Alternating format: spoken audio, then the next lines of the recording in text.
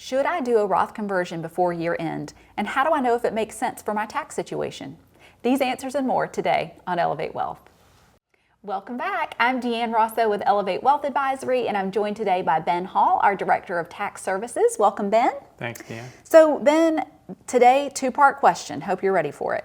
First, should I do a Roth conversion before year end? That's a great question, Deanne, and the answer really depends on your current tax situation. Because when you do a Roth conversion, you're pulling money out of a tax-deferred account, so you're going to have to pay taxes on that when you do that.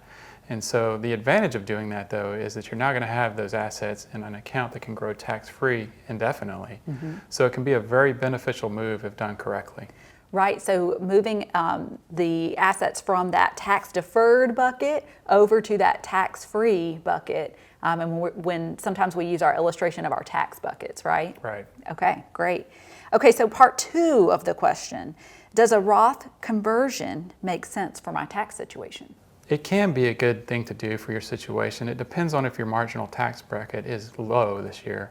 If you're in a relatively low marginal tax bracket, it can be a good year to do a Roth conversion. But if you're in a high tax bracket, you may want to wait until later on to do something like that. If you're in a transitional period, which can be the time from when you retire to when the time is you have to start taking required distributions, a lot of times we'll see clients do Roth conversion during those years because you're typically in a lower tax bracket during that time. So that can be a good time to do this. So ideally, you want to do a Roth conversion when you're in a lower tax rate now than you think you'll experience later on.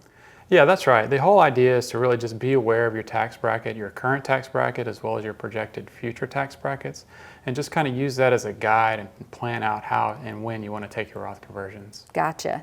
And we call the transitional period that you were speaking of, we call that transition in a retiree's life phase, if you will, because of the flexibility you can potentially have in your tax brackets during that time. That's right. So like Ben said, everyone's tax situation is different, and if you need a customized plan for your tax situation, that's why we're here to help. Visit us at elevate-wealth.com and click Let's Talk. Thank you for joining me today, Ben. Thank you. And we hope to help you guys during your transition phase or whatever phase of retirement you may be looking forward to or walking through. Thanks so much for watching and listening. We'll see you next time.